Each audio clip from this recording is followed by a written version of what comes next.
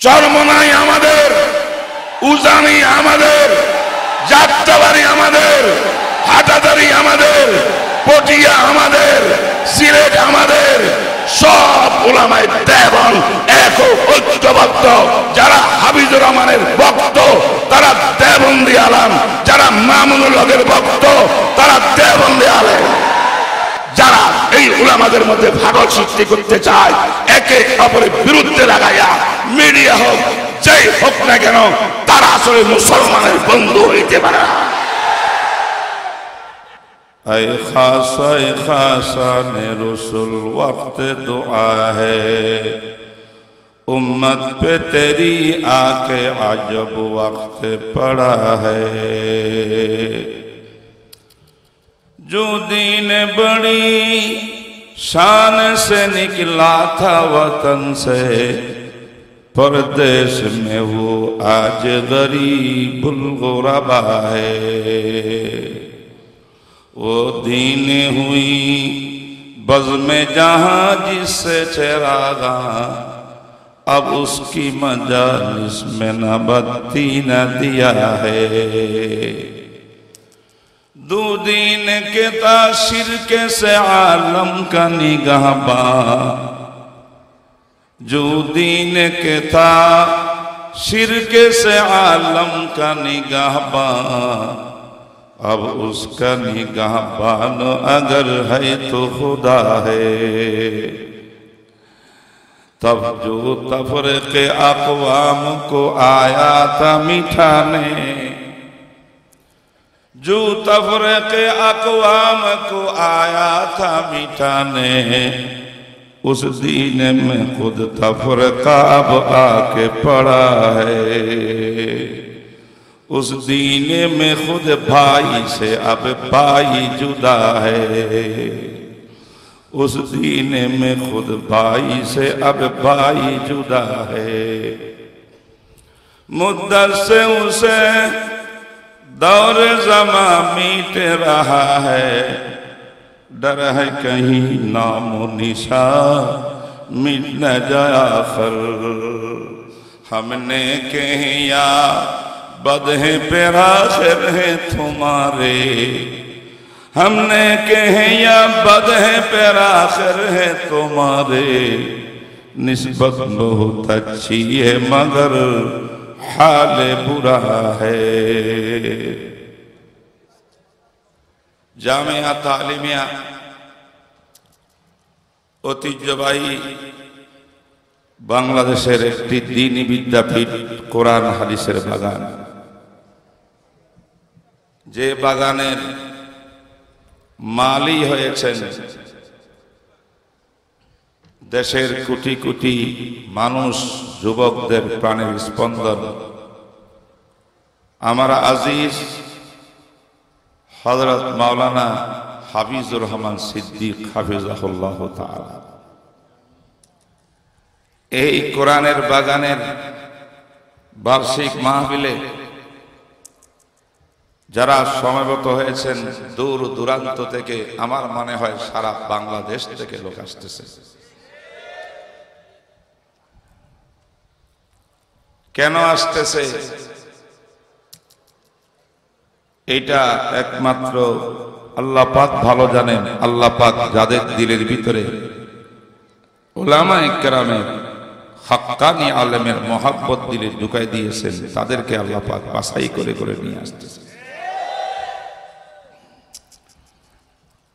দোয়া করি হাফিজুর রহমান সিদ্দিক এবং তার এই প্রতিষ্ঠান, যারা প্রতিষ্ঠানে খেদমত করছেন, অধ্যয়ন করছেন, আল্লাহ পাক যেন কিয়ামত পর্যন্ত এই মারকাজকে ইলমের মারকাজ, হেদায়েতের মারকাজ হিসেবে কবুল করেন।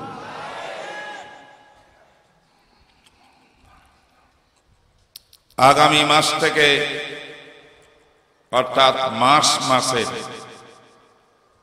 প্রত্যেক দ্বিতীয় শুক্রবার,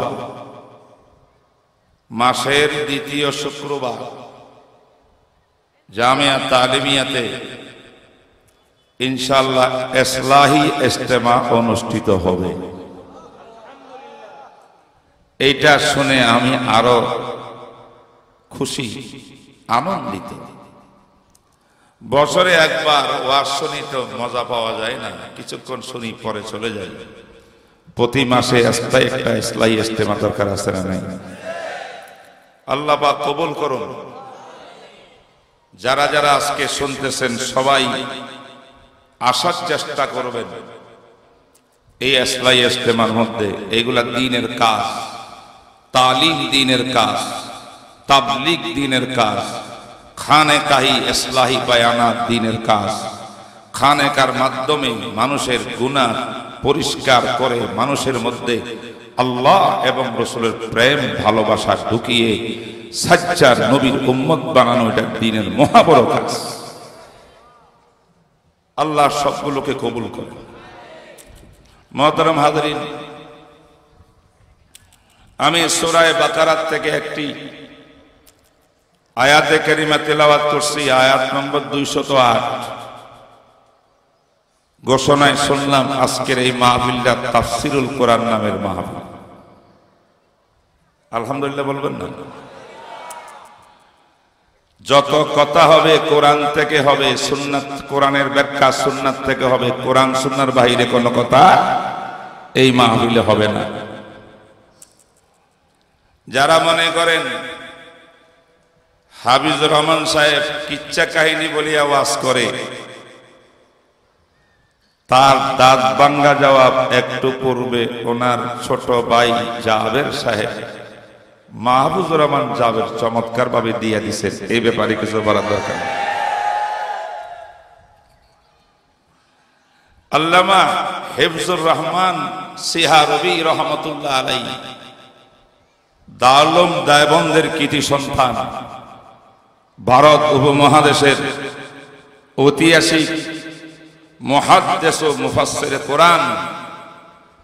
তিনি 3 খণ্ডে একটি কিতাব লিখেছেন। কিতাবের নাম কাসাসুল কোরআন। বুঝেন না অর্থ কি? কোরআন শরীফের মধ্যে আল্লাহ পাক যত কিসসা বয়ান করছেন, কিসসাগুলোকে পৃথক করে তিনি একটা তাফসীরের গ্রন্থ লিখছেন, বড় বড় 3 খণ্ডে। এই লোকটাকে দারুল উলুম দেওবন্দের কৃতি সন্তান। আমার এক ছাত্র পাকিস্তানে যখন পড়াশোনা করতাম আমার কাছে পড়েছিল, নাম হলো ইয়াহিয়া বিন আসিম। ইনি আল্লামা জাস্টিস তাকি উসমানী দামাত বারকাতুহু মিন্নাতি। তিনি একটা কিতাব লিখেছেন আমার পরামর্শে। পরে আমি যখন সৌদি আরব চলে গেছি, পড়াশোনা শেষ করি বাংলাদেশ চলে আসছি, অনেক পরে আমার কাছে কিতাবটা পাঠিয়েছেন। সেই কিতাবের নাম হলো কাসাসুল হাদিস। সুবহানাল্লাহ। অর্থ কি? আমার বিশ্বনবী হাদিসের মধ্যে যত কিসসা কাহিনী বয়ান করছেন, কিসসা যুক্ত সমস্ত হাদিসগুলোকে সংকলন করছেন এত বড় ভলিউম কাসাসুল হাদিস। আরে ভাই, কোরআন বলে কিসসা, হাদিস বলে কিসসা। কিসসার দ্বারায়, ইতিহাসের দ্বারায় আল্লাহর বান্দাদের পছন্দ দিল পাথরের মতো শক্ত দিল নরম হয়। আল্লাহ পাক কিসসা ওয়াজ করিয়া মানুষের দিলকে নরম করে। নরম দিলের ভিতরে এবার শরীয়তের বিধিবিধান আহকামের আয়াত ঢুকে দিয়েছে। মাত্র 500টি আয়াত, 450 আয়াত। বেশি হইলে 500-র কাছাকাছি হবে, 500 পুরো হবে না। 6666 আয়াতের মধ্যে 450টি আয়াত হল বিধিবিধান, করণীয়, বর্জনীয়, হালাল, হারাম, জায়েজ, না জায়েজ, আল্লাহর বিধি নিষেধ, বিধিবিধান যা বন্দার পালনীয়। এই বন্দার পালনীয় আয়াতের সংখ্যা হইল 450, পৌনে 500। আর বাকি কোরআনের 6666 আয়াতের মধ্যে সব হইল ওয়াজ, নসিহত, উপদেশ, কিসসা, কাহিনী। এইগুলো দিয়া আল্লাহ পাক মানব জাতির দিলকে আগে তৈয়ার করছেন। কলবকে তৈয়ার করার পরে 550 আয়াত, 450 আয়াতের বিধান দিয়ে আল্লাহ পাক মানুষকে সাহাবা বানিয়েছেন। কথা ঠিক না বেঠিক? জমিনে ধান রোপণ করার আগে এই মাটিকে কি করতে হয় বলেন না? আগাছা পরিষ্কার করতে হয় কিনা, চাষ করতে হয় কিনা, একদম ক্লিন পরিষ্কার করে উর্বর মাটি নরম মাটি করিয়া তারপরে গম রোপণ করেন, ধান রোপণ করেন। আমার আল্লাহ জায়েজ না জায়েজ বিধিবিধানের এই বিধিনিষেধকে কলবের মধ্যে রোপণ করেছেন। রোপণ করার আগে কলবকে নরম করার জন্য কিসসা কাহিনী বয়ান করছেন। তাই যারা বলে হুজুররা কিসসা কয়, কোরআন হাদিস বলে না, তাদের মতো এত বড় মূর্খ দুনিয়াতে আর কোন মূর্খ হতে পারে না।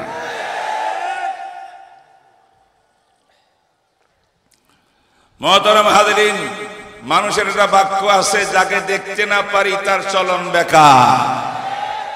ঠিক না বে ঠিক বলে?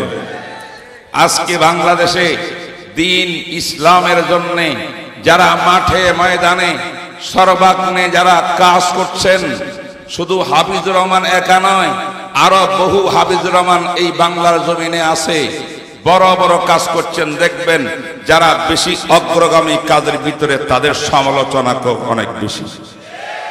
কারণ আল্লাহর বান্দা একদল আছেন যাদের হকানিয়ত দ্বীনের খেদমতকে কিভাবে নষ্ট করব, দাড়ি টুপি আর সুন্নতি লেবাসদারি আমার আর আপনার মতো বানাইয়া তাদেরকে লাগাই দিয়েছে আলেম ওলামার পরস্পর দ্বন্দ্ব সৃষ্টি করার জন্য।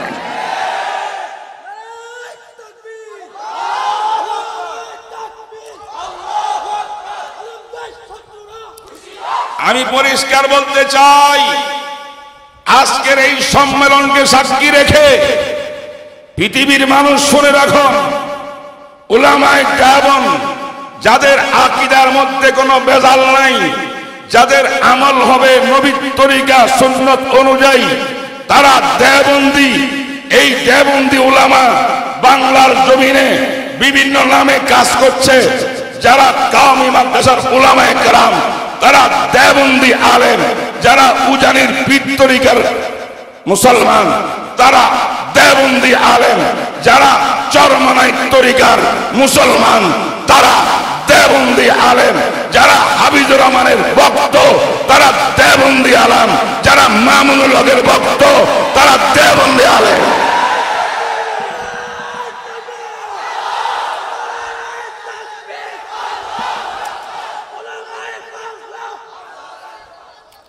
হেফাজত আমাদের, চরমনাই আমাদের, উজানি আমাদের, যাত্রাবাড়ি আমাদের, হাটাদারি আমাদের, পটিয়া আমাদের, সিলেট আমাদের, সব উলামায়ে দেওবন্দ এক ঐক্যবদ্ধ।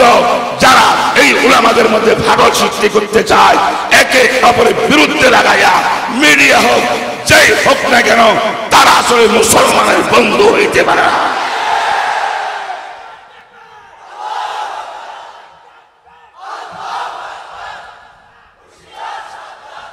একজন বলে, হুজুর আপনি হাফিজুর রহমানের বেশি প্রশংসা করেন, ওনাকে সেলটার দেন।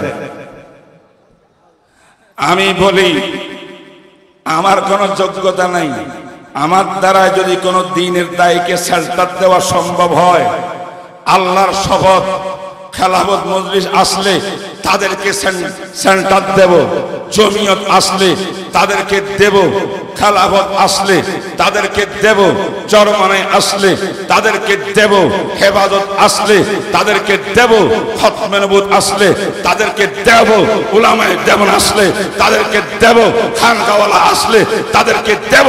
আমার দৃষ্টিতে আমাদের মধ্যে ব্যবধান নাই নাই না।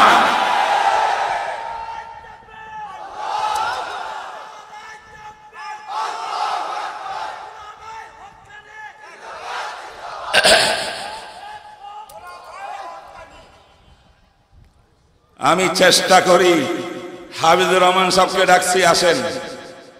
মামুন সাহেব বলছে, হুজুর আমি আপনার কাছে আসবো, আপনি আমাদের মুরব্বী।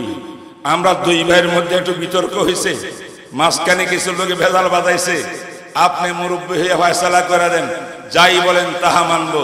আমি বলছি ওয়েলকাম, আলহামদুলিল্লাহ, আসেন। মাহবুব সাহেব, মামুনুল হক সাহেব আসছেন, হাফিজুর রহমান সাহেব আসছেন, দুইজনকে পাশে লইয়া জোহরের নামাজ থেকে নেয়া মাগরিব পর্যন্ত মিটিং সিটিং করে খাওয়া দাওয়া করে এই দুই বন্ধুকে একসঙ্গে মিলাই দিয়েছি, জড়াই দিয়েছি।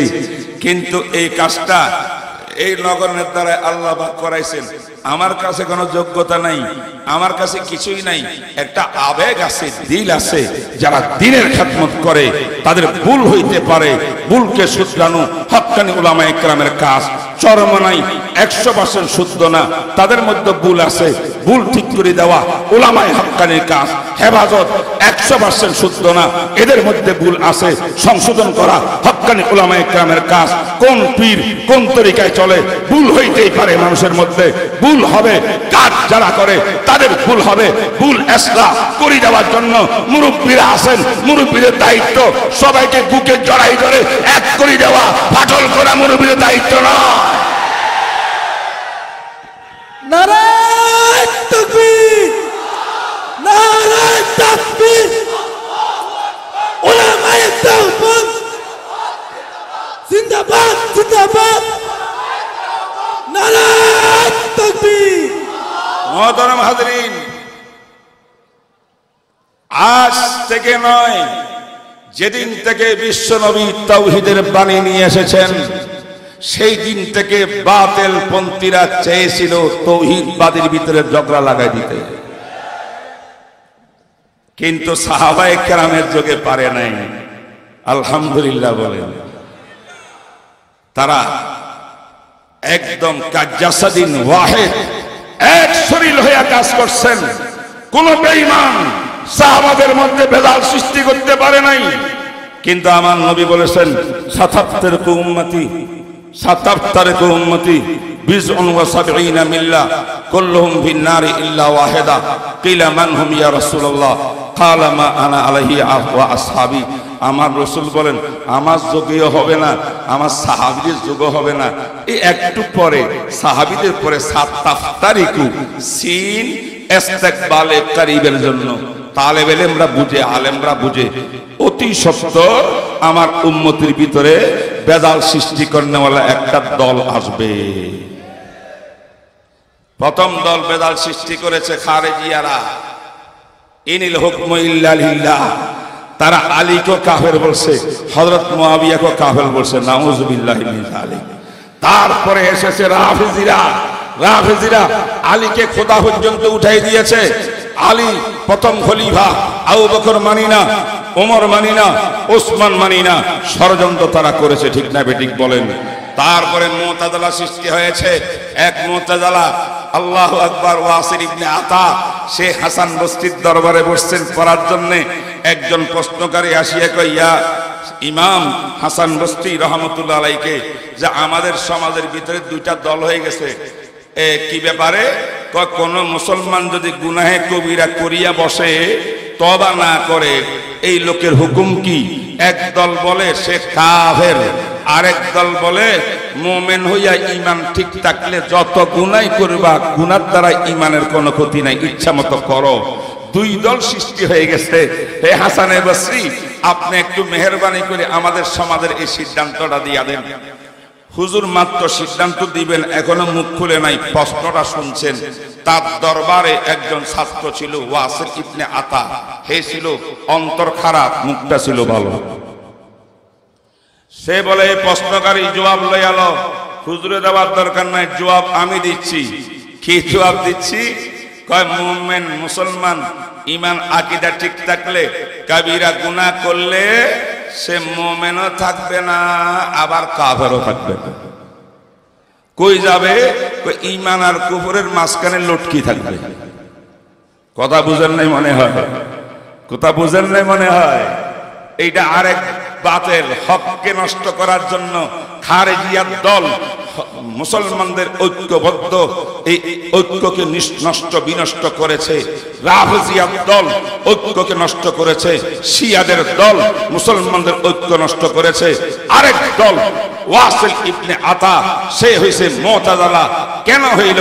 এই প্রশ্নের উত্তর যখন সে দিয়েছে, হাসান বসরি রাগ করিয়া বলে, এই শয়তান, কে বলছে তোরে এই উত্তর দেওয়ার জন্য? এটা তো কোরআন সুন্নাহ ভিত্তিক উত্তর নয়। তুই আমার লোক দলের লোক না, আমার লোক দল শাস্ত্র আমার কাছে আসিয়া শাস্ত্র হইয়া ইতাজিল আন্না, ইতাজিল আন্না, বের হও আমার দরজ থেকে, বের হও আমার সমাজ থেকে। যখন হাসান বসরি তাকে কান ধরিয়া বের করে দিয়েছে, এইবার সে নেতৃত্ব চালাইয়া অনেক মানুষকে গোমরাহ করছে। যদি গুনাহ কবিরা করে মুমিনও থাকে না, কাফেরও হয় না, মুমিনও থাকে না, কাফেরও হয় না। এই একটা দল হয়ে গেছে, এই দলের নাম মুতাযালা। এরাও ইসলামের গোড়া কাটছে, ঠিক না বেঠিক? আমার ভাইরা, এই মুতাযালাদের একটা আকীদা বিশ্বাস, কোরআন হাদিস শরীয়ত চলবে মানুষের মেধা শক্তি অনুযায়ী, যুক্তি অনুযায়ী। কোরআনের যেই কথা আমার যুক্তিসঙ্গত হবে সেই কথা মানব, নবীর হাদিসের যেই কথা আমার যুক্তিসঙ্গত হবে সেটা মানব। যুক্তি বিরোধী, ব্রেন মস্তিষ্ক যুক্তি বিরোধী হইলে সেটা মানব না। না মানলে কি করবা? হাদিস পাইলে হাদিসকে জাল হাদিস বলে দেব, কয় না? কেন? আমার মস্তিষ্কের সঙ্গে মিলে নাই। আর কোরআন পাইলে কি কইবা? কোরআনকে কি জাল বলবা? কেন? কোরআনকে জাল বলবো না, জাল বলা যাবে না। কি করবা? কবে কোরআনের এমন তাফসীর ব্যাখ্যা করব যেটা আমার মত মতো যুক্তি মতো হবে, আমার যুক্তি মতো এটা অপব্যাখ্যা কোরআনের চালাই। হে মুসলমান, আজকে মুতাযালার নামে কোন দল আমার দেশে বিশ্বে না থাকতে পারে, তাদের আকীদা কিন্তু এখনো আমাদের মুসলমান স্কলারদের ভিতরে ঘুরপাক কাটছে। তাদের কথা হলো যুক্তি দিয়া ইসলাম বুঝতে হবে, যুক্তি দিয়া কোরআন বুঝতে হবে, যুক্তি দিয়া হাদিস বুঝতে হবে। শরীয়তের যেই কাজ যুক্তিসঙ্গত হবে মানব, যেই কাজ যুক্তিসঙ্গত হবে না সেটা মানব না। কোরআনের অপব্যাখ্যা করব, প্রয়োজনে যুক্তি বিরোধী হইলে সুন্নাহ হাদিসকে জাল হাদিস বলিয়া ডিক্লেয়ার করে দেব। মুসলমান হাদিসের কাছে যাবে না, এমন লোক বর্তমান দুনিয়াতে আসে না।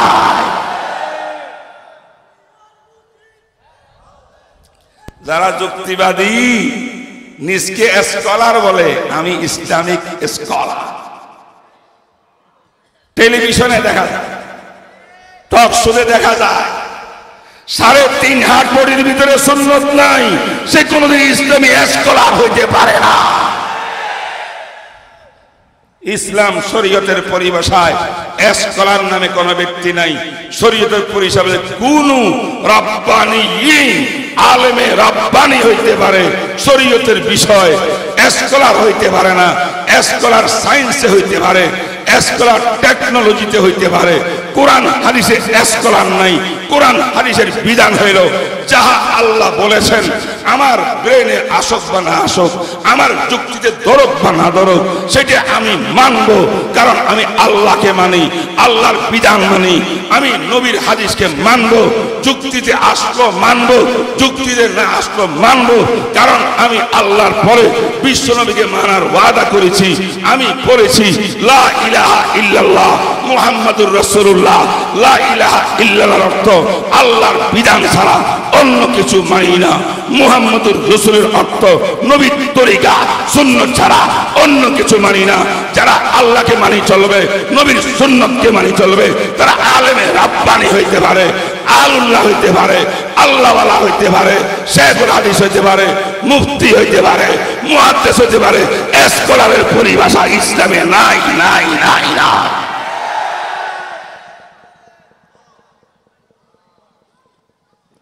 বুঝেন কথা কি? কোন স্কলারের পিছনে ঘুরবেন না, ঠিক না ঠিক বলবেন? যত স্কলার আছে সুবিধাবাদী, মানুষের অবস্থা দেখিয়ে মাসলা দেয়।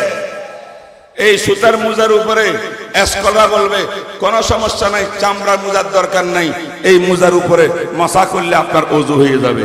তার মানে ওযু হয়ে যাবার ফতোয়া দিয়া যদি তার নামাজটা নষ্ট করতে পারে, কোটি কোটি মুসলমান বেনামাজি হয়ে যাবে। ঠিক না বেঠিক? মুহতারাম হাজরিন, আমি কিছু ভূমিকা স্বরূপ কিছু কথা বলছি। এবার আসেন, যেহেতু এটা তাফসীরুল কোরআন মাহফিল, ঠিক না বেঠিক বলেন? একটু ধৈর্য ধরেন, চলে যাবে। কি বলেন, তাফসীর না? এই মুসলমানেরা, আমি পরিষ্কার বলে যাচ্ছি, কোরআন হাদিস লম্বা তাকরীর করিয়া বলার সময় নাই, আমার কাছে কথা বেশি, সময় কম। সেই কথাটা হলো,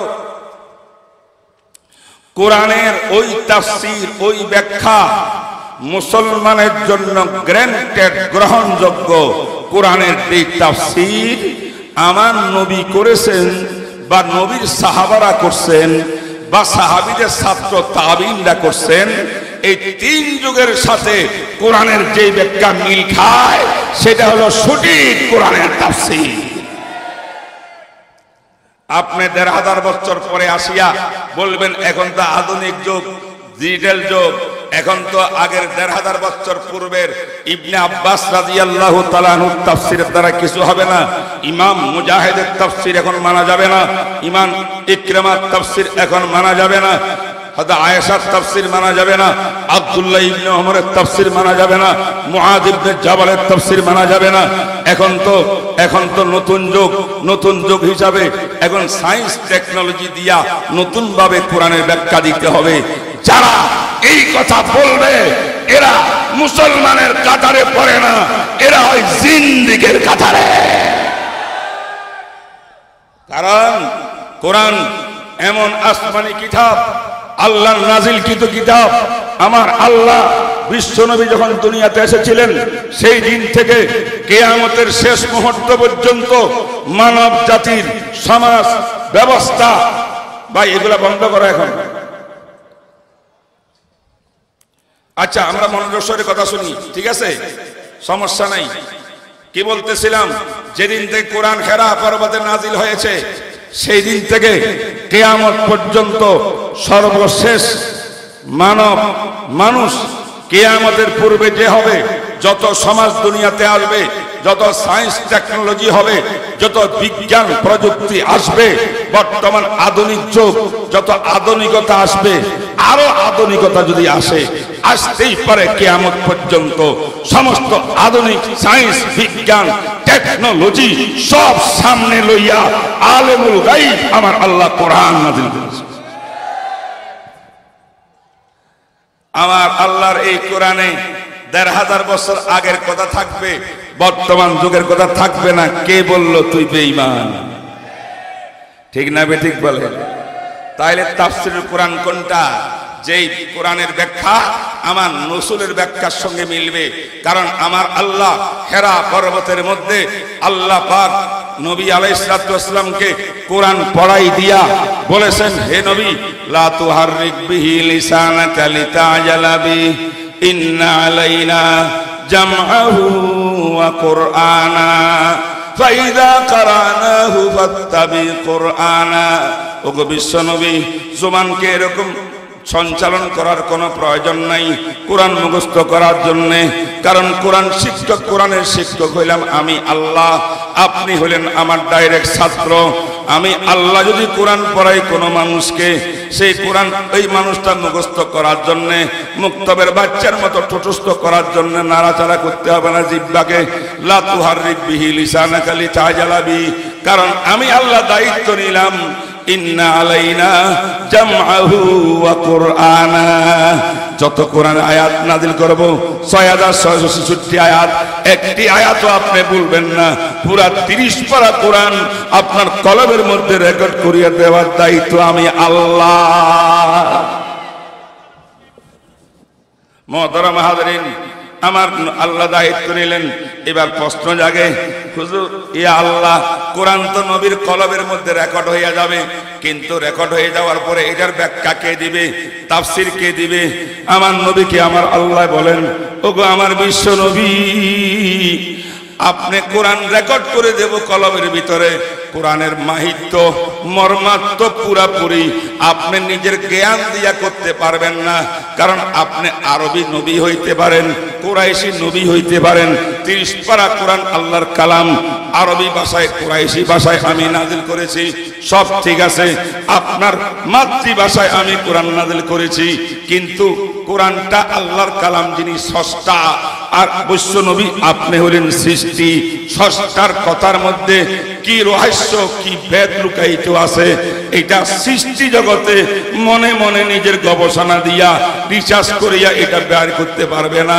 এই জন্য আমার আল্লাহ বলেন বিশ্ব নবী গো আমি আল্লাহ 30 পারা কোরআনের সঠিক ব্যাখ্যা মর্মার্থ যেটা আমি আমার কথার মধ্যে ভেদ লুকাই রেখেছি এইগুলার তাফসীর বয়ান আপনার কলবের মধ্যে রেকর্ড করিয়ে দেওয়ার দায়িত্ব আমি আল্লাহ।